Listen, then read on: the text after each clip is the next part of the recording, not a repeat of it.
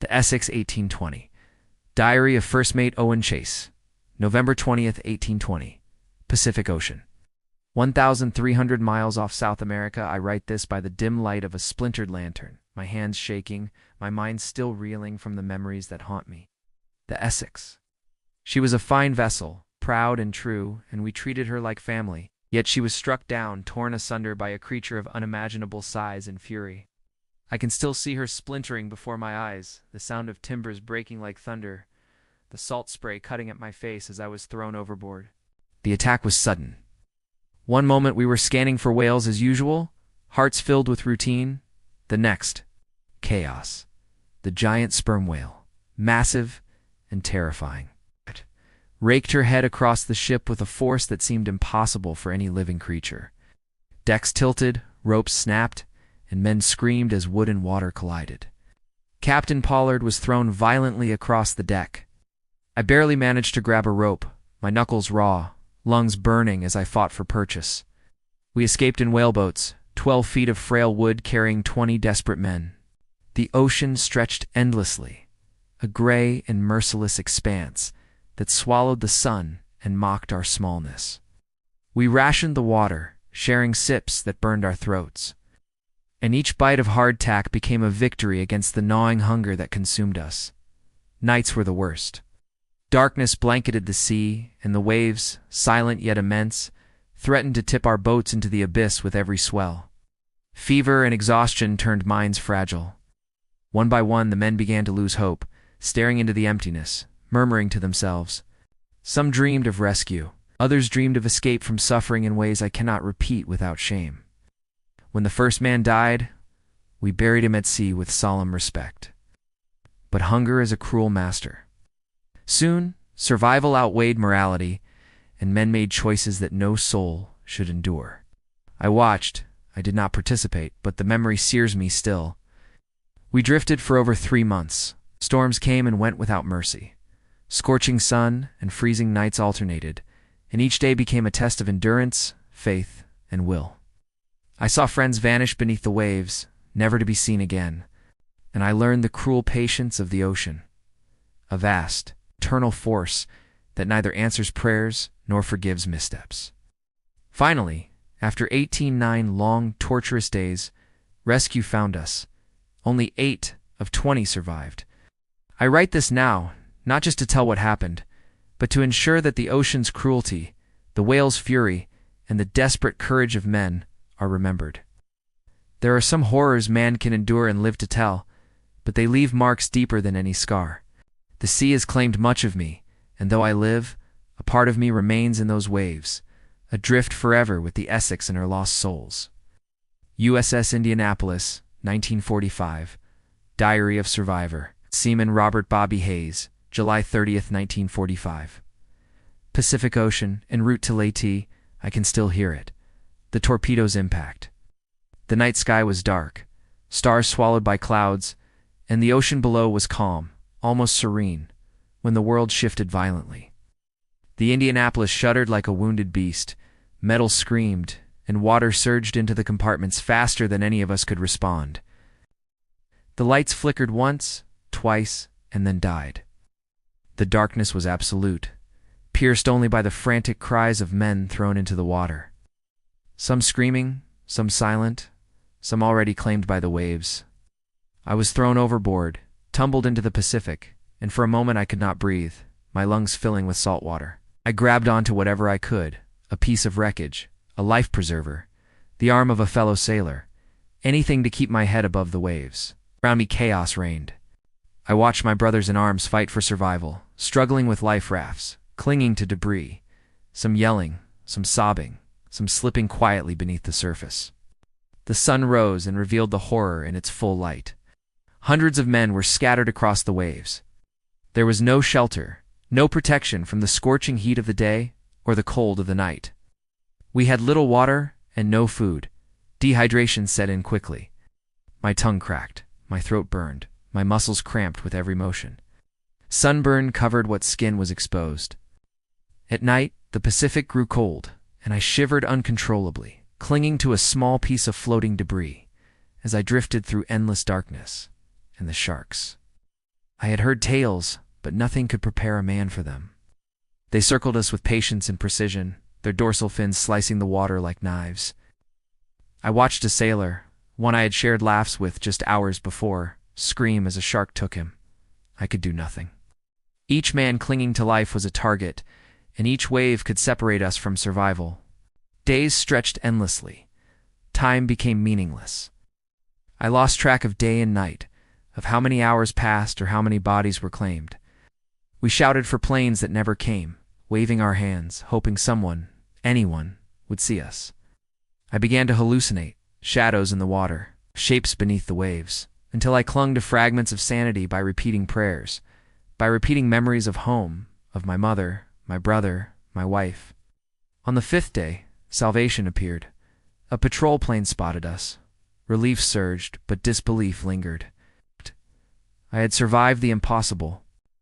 Rescue boats pulled us from the sea, but my mind was already filled with the faces of those who did not make it. Over 800 men perished that night, claimed by the waves, the sun, dehydration, or sharks. The ocean had been merciless, and all we could do was survive, or become part of its tally. I write this years later, hands trembling, heart still heavy. The sea is beautiful, but it is a predator. She is patient. She is merciless. And she claimed the USS Indianapolis and her crew with quiet, indifferent fury. We survived, but we were forever changed. Haunted by the water, by the sun, by the relentless knowledge that the ocean's patience can outlast any man. ALM Antillean Airlines Flight 980-1970, Diary of Passenger. Maria Lopez, May 2, 1970, over the Atlantic Ocean. I still remember the moment everything changed. 1 second we were cruising at altitude, the hum of the engines a steady comfort. The next, a shudder ran through the plane like a shiver of terror. The engines sputtered, groaned, and I gripped the armrests so tightly that my fingers ached. Around me, passengers whispered nervously. Some prayed aloud. Others stared silently, eyes wide with disbelief. I tried to calm myself, repeating over and over that we were thousands of feet above water, that pilots were trained for emergencies, yet my stomach refused to believe it. Then came the announcement.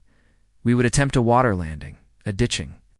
"Remain calm," the flight attendant said, voice steady but tight, and I wanted to scream that calm was impossible. I pressed my life vest against my chest and tried to visualize the ocean as soft and forgiving, but the waves below were dark, monstrous, and endless. The moment we hit the water, everything erupted into chaos. There was a violent jolt, a spray of salt water through the cabin, a tearing sound as metal met waves. The plane rocked and tilted, and I felt my stomach rise into my throat. Around me, people were screaming, crying, clutching whatever they could.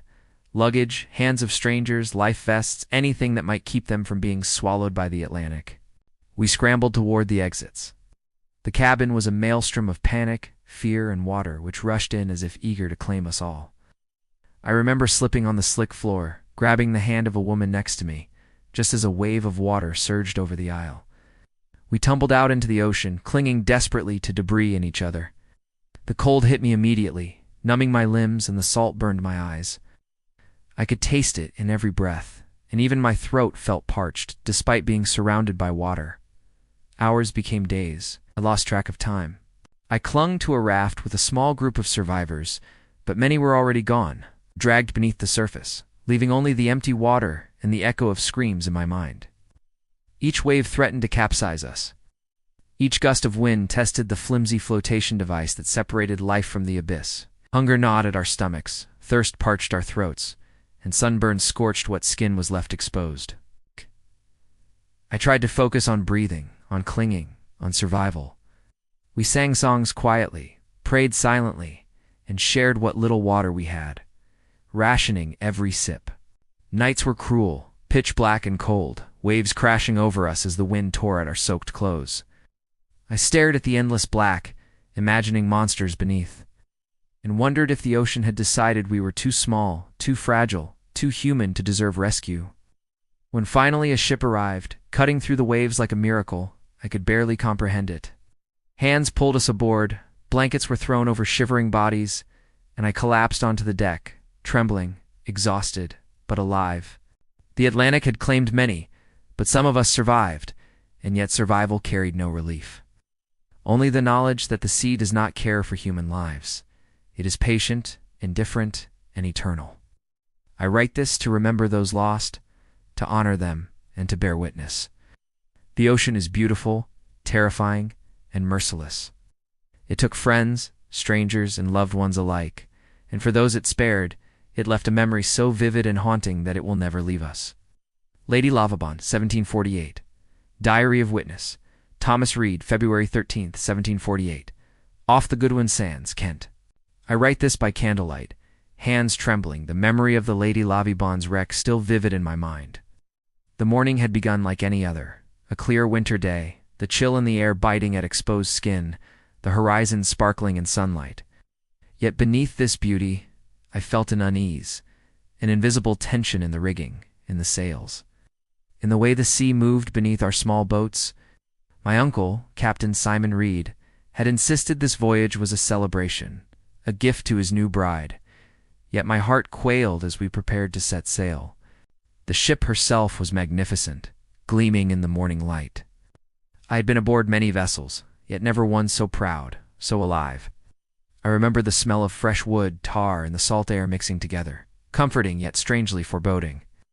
My uncle moved about the deck, smiling, confident, yet I caught a flicker of anxiety in his eyes when he glanced toward the horizon.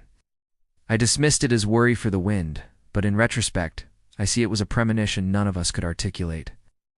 By mid-morning, the sea had shifted. The tide pulled in ways unfamiliar, currents twisting under the hull. A sudden gust caught the sails, and the Lady Lovibond lurched violently. Screams rang out as a rope snapped, sending a sailor tumbling into the deck. I scrambled to assist, but the ship continued its slow, inexorable drift toward the hidden menace of the Goodwin Sands. The moment stretched like eternity. I could feel the ship groaning beneath my feet, timber and hull protesting the pressure, and my chest tightened with fear. Then came the crash. The hull struck the sand with a violent shudder, sending planks flying and water surging across the deck. The captain shouted orders, but the chaos drowned his voice. Crew and passengers alike fought to stay upright as the vessel tilted, listing to starboard. I grabbed a rope, clinging for dear life, and watched as men were flung into the freezing water. My uncle's wife screamed, clutching the railing, and I realized we had little time before the sea would claim us. The waves were cruel, relentless. Each swell carried splintered wood, men shouting, and the smell of salt and fear. I managed to find a small boat and helped a few survivors aboard, but others were swept away. I can still hear their cries echoing across the sands. By the time I reached the shore, soaked and shaking, the Lady Lovibond had broken apart, her proud form reduced to fragments. It is said she now haunts the Goodwin Sands, appearing every 50 years, a ghostly warning to sailors. I do not doubt it. I have seen what the sea can claim, and how quickly a proud vessel can vanish. I have felt the cold grip of water, the terror of helplessness, and I write this so that anyone who reads it understands. The ocean is patient, indifferent, and occasionally vengeful. Even now, years later, I dream of that ship, gleaming in sunlight. Alive and yet doomed, and I shiver, knowing that its legend is no fiction. Some part of the Lady Lovibond, her spirit, her pride, her sorrow, remains in the waters where she was taken. Seabird, 1750s, Diary of Sailor John Huxham, March 15, 1750, Easton's Beach. Rhode Island, I write this with trembling hands, staring at the sea that took my ship and left me with nothing but questions. The Seabird had been my home for months, carrying cargo from Honduras, her timbers creaking under the weight of goods and men. I knew every plank, every rope, every gust of wind that could tip her off course. Yet nothing could have prepared me for what I found that morning. We had approached the shore with care, navigating carefully through the fog that hung low over Easton's Beach. The tide was fickle, shifting in ways we could not anticipate. Suddenly, the Seabird grounded herself. The hull shuddered, scraping along sand and rock, and a terrible silence followed. At first I thought it a minor accident, easily corrected with a few lines, some effort, but the ship did not respond. She shivered, as if alive and in pain, refusing to budge from her sandy tomb. The crew scrambled, trying every method we knew to free her. We threw lines, lightened the cargo, pushed against the sides, yet she remained immovable. A chill settled over us, deeper than the winter wind. The sea whispered threats in each wave, mocking our attempts, and I began to realize that the Seabird would not leave without claiming some sacrifice. By the afternoon, the decision was made. Abandon ship. No clear cause, no apparent danger, other than the stubborn refusal of the ship to move. Yet something unexplainable filled the air. A sense that to remain aboard was to court death. We left with what we could carry, fear gnawing at our hearts. When we returned hours later with help, the ship still sat there, empty and strange, as though waiting for us to vanish completely. The eeriest part, the only life aboard was a dog and a cat staring at us with wide, knowing eyes. I cannot explain it. I do not know if it was a sign or some strange mercy of the sea. But the emptiness of the Seabird, her stubbornness, and the silent presence of the animals made the abandonment feel like a warning from the ocean itself. Even now, I dream of that morning. I can hear the groaning of the hull, the whispering waves, the silence of the ship that once carried me safely. Something in the Seabird remains beyond explanation. A presence that lingers in the fog over Rhode Island's beaches. A ghostly reminder that not all abandoned vessels are lost by chance. The sea is patient, relentless, and sometimes inexplicable. And the Seabird, in her silent refusal to move, showed me that its mysteries are not always meant to be solved.